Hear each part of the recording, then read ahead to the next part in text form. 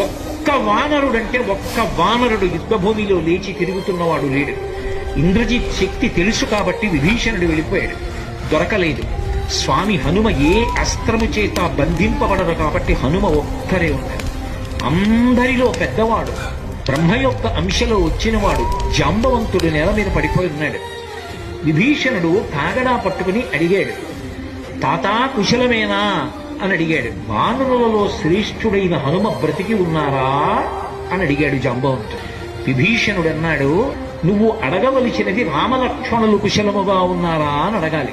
మొత్తం వానరులు రామలక్ష్మణులతో కలిసి పడిపోయినా కూడా నష్టం లేదు. హనుమ ఒక్కరు బ్రతికి ఉంటే మళ్ళీ అందరూ బ్రతుకుతారు.